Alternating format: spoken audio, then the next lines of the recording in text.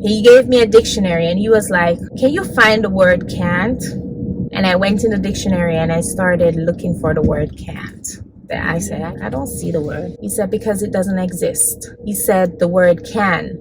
As of today, please always say you can and not you can't. Hey guys, welcome. Don't forget to have positive thoughts today, tomorrow, and every single day. So guys, I'm actually doing this video on my way to pick up Soraya. She just finished her step after school, and so I'm going to pick her up now. And someone asked me why did I become a teacher, and I laughed when they asked me that, because in my head I'm saying, why did I become a teacher again? Why did I become a teacher again, guys? Can you answer me? Okay, just joking. All right, why did I become a teacher? So this is when the idea first came to my mind, or came to me, that maybe I could become a teacher or an educator, was when I was in primary school, right? So in Jamaica, we call it primary school. In America, we call it elementary. It was when I was in primary school and I was in the 5th grade. So in the 5th grade, there's this exam that we all take to go to high school, because we started going to high school. We could go to high school in 6th grade in the Caribbean, right? So there was what we call the common entrance exam that I was supposed to take. My mom wanted me to take it. The teacher wanted us to take it. It was just a routine that once you get to 5th grade, you take the common entrance. If you pass, you go straight to high school. If you don't pass, you go to 6th grade and you continue doing it until you pass. Honestly, I don't know how many times you will sit the exam, and if you didn't pass, how many times you were allowed to sit it. But I definitely know that one of the reasons why you had children at different ages in high school was because of how it was staggered. You could take it in 5th. So if you were 9, you could take it. By the time you got to high school, you could be 10. Or you could take it at 12. And then by the time you start high school, you would be 13. All right, so I was supposed to take the exam, and you know how the day before the exam, as a teacher, the teacher would give that motivational speech or that prep talk. So she was there in the classroom telling us how much we could do it, and she believed in us and we should not worry about it, and she knows we're all gonna pass. And guys, for that day, I told my mom I didn't want to take the exam. I said, I don't want to take it. Why do I have to take it? I want to take it when I get to 6th grade. And my mom was like, no, you should take it now. You should take it now. Which I really didn't want to do. 1, I was scared. 2, if I pass, I'm going to leave what I am accustomed to. And even today, I'm that girl who, if ever I have to leave things that I'm accustomed to do something new, sometimes I get scared. As old as I am, I still get scared. So my mom said I should take the exam. So the day before the exam, Miss Jackson gave us this motivational speech, and she was there talking to us. Bless her soul, if she's still alive, because back then, when I was in 5th grade, she was an elderly lady. Okay, but wonderful teacher. So she was giving the motivational speech. You know, here in the US, we call it the prep rally, where we get the kids excited and eager and motivated to do well, or to do the exam, to sit the exam. So she was there giving her speech, and I don't know, I think while she was talking to us, she probably saw how scared I was, because after she finished giving the speech, she called me. So I was sitting at the back of the class, and she called me. She called me. She said, come here. And I went to her. She says, what is the problem? And I said, I don't want to take the exam. My mom wants me to take it, but I don't want to take it, and I'm not going to pass the exam. And guys, I kid you not, I don't remember. I remember what I said to her, which I just told you, right? That's what I told her. I told her I didn't want to take the exam. I told her my mom wanted me to take it, and I told her that I didn't think I could pass. But let me tell you, I cannot tell you what she said to me, but the way she made me feel that day, I will never forget. I will never forget how I felt motivated after I spoke to her. I will never forget how calm I felt, how I felt like I could do it. And that feeling stuck with me my entire life to this day. Just thinking about it, I get cold bumps, because as an educator, I sometimes feel like, even me, like there's so much we bring into a kid's life that sometimes we don't really understand it. But I don't want to stray. So in the back of my head, I was like, oh, I always remember how she made me feel. And so I always felt like, okay, I could become a teacher. I would love to do that. I would love to be that pillar of hope in a kid's life. I would love to be another child's champion that will cheer them on when they feel like they can't do it. And so that's when the idea came to me, like, hey, you could become a teacher. Now, fast forward to me going to high school, is I took part in a lot of sports, and so I loved my coaches. My coaches were the best. My coaches, they looked out for us. They would motivate us. Like, they were like those beings in our life that could make any wrong right. Like, today I feel like education changed a lot. Like, teachers don't have that strong interpersonal student relationship, and even with parents too, a lot of that is not the same as it was in the past. My phone is dying, but some of us still try to uphold it, because my coaches were such important persons in my life, and I felt like they motivated me to do so many things that I think I could not do. I remember I was that student in high school who always say, I can't do it, I can't do it, I can't do it. And of course, because I told you, when I was supposed to sit the common entrance, I was thinking that I can't do it. So that was one of the words. And my coach, he called me one day and he was like, come here. And I went to him and he says, you always say you can't do. He gave me a dictionary and he was like, can you find the word can't? And I went in the dictionary and I started looking for the word can't. I said, I don't see the word. He said, look for the word cannot. I said, I don't see it. He said, because it doesn't exist. He said, the word can. As of today, please always say you can and not you can. Another thing that stuck with me, I never forget that too. Hold on, guys, because Soraya. All right, guys, so Soraya is here. Hi, guys! Hi, guys! Okay, so where was I? I don't even remember.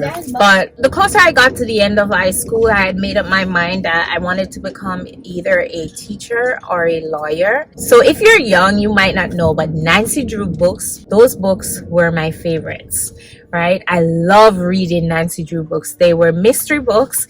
And so I was set on becoming Nancy Drew. So I was like, well, I don't want to become a detective. You know, I don't think because becoming a police or a detective would suit me. So I told myself that, okay, then I'll go into law. So I wanted to become a lawyer or a teacher. But I went into teaching because I wanted to serve too. I mean, becoming a lawyer, you would serve, but I just wanted to give back to people the way my teachers and my coaches gave to me. So whatever they gave to me, I kind of felt like I needed to give service, you know? And so I decided to become a teacher. Guys, she thought she was in the military. So guys, American service. I could tell you that when I became a teacher, so I finished college and it was time for me to go to teaching. My mom has this friend in the community, very respectable person. May soul rest in peace because he died. But our family was very close. So I went to him and I was like, do you think I should become a teacher in the ghetto? And he was like, yeah, why not? And I was like, but you know, being that I live in the ghetto, it's going to be different because every ghetto, every community is different. And I feel like they're not going to protect me the way that I feel protected here in my community. And he was like, no, they will protect you. You have to understand that these people see you as an asset. They see you as someone bringing something positive in their community. And so they're going to do every single thing to protect you. And so I got my first teaching job because someone went on leave for a year. So I got my first teaching job at a all-girls school first. And then the second job, I tried to get a school in the ghetto because I always felt like I wanted to give back. And the school that I was teaching, although it was a public school, it was one of those top public school where kids were doing well, and the cream of the crop go there. So I didn't feel like I was where I wanted to be. So I came up with the idea that I wanted to teach at a school in the ghetto. And that's when I had the conversation with him, and he said, yeah, go, because they're going to protect you. They're going to take care of you. You're going to be fine. So I started applying to all these schools in different communities that nobody wanted to apply. Most of the times I went to those interviews, these people would just look at me like, what is she doing here? But there was this one. I'm laughing. There was this one. So in the interview, he gave me this scenario. He said, he was the AP, he wasn't the principal at the time, but he said, if I give you this job and tomorrow morning you get up, and he called the name of one of those top schools, and he was like, if I give you this job and so call you tomorrow, would you take the job? And I said yes. And he says, you're hired. Just like that, he said, you're hired. I said, what do you mean I'm hired? Ooh, so much light. I guess he saw how shocked I was, and he was like, I'm hiring you for your honesty. He said a lot of people will come to this interview, and I asked them a question like that, if they'll take the other job, because at the other school the kids are better behaved, they have more resources, they have money to spend, and you are letting me know that yeah, you take the job. A lot of people will be like, no, I'm gonna stay, I would not take the other job, and we all know that they're not gonna choose this school over that school. And so I was hired, and I end up spending 10 whole years there, 9 or 10 years there. I think it was 9 years there. So then I came to America. Lord, the land of opportunity, they say. So I came to America, and I had my guidance and counseling degree. So I got a job using my guidance and counseling degree. And with that degree, I was kind of working for a CBO organization. So I was doing like college counseling. I was helping kids prepare them for college and getting them ready, right? So I would take them on different college trips. I would help them to apply for college, help them to get their financial information, just doing everything that I had to do with college. And so as I was working in that program, I realized that when these students were ready to apply for college, they weren't really ready. They weren't ready mentally. And guys, they were not ready academically. And so through observation, I was like, I said, I need to go back to the classroom. And then I came up with a decision that I needed to go back to the classroom, because I felt like what I was doing was like the end of the road. It was that transition from high school to college, and that's the last of it, because after high school is college, and then you're out there in the world, right?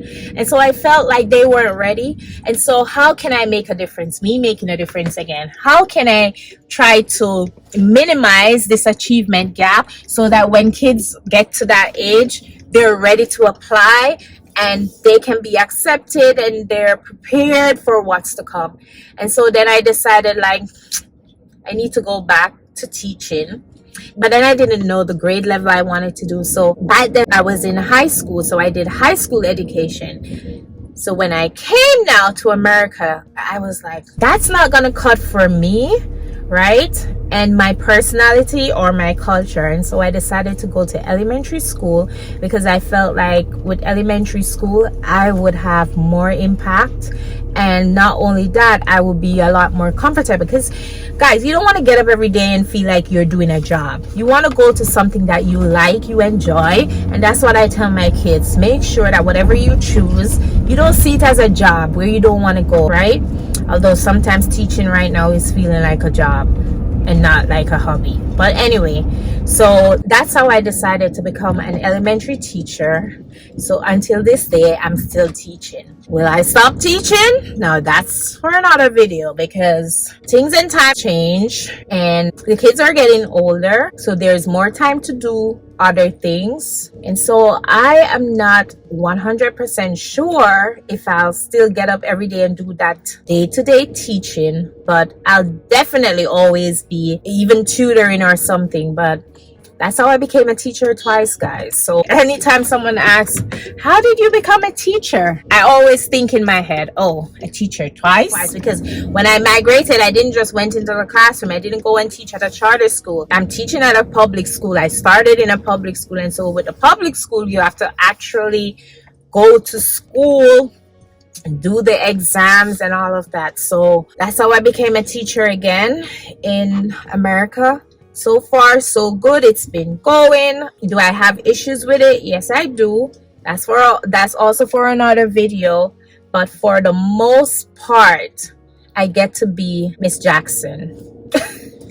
Miss C, of course, but I get to actually use the skills that I emulated from her in the classroom. I get to be someone's champion, and no day is the same day. Every day is different. You get up, you don't know what to expect. You have a student who doesn't listen and is always doing his own thing, and today you are in school, chef kiss, the best student. So, and that is the thing, like I try to get up every day and go to school not holding anything and seeing them as a new slate. Like today is a new day. Whatever happened yesterday is in the past, and today we're good. All right, and we're starting new, and I always tell them that. So I like how I feel like I'm doing good in this world. I'm contributing to the next generation. I love how my kids feel connected to me.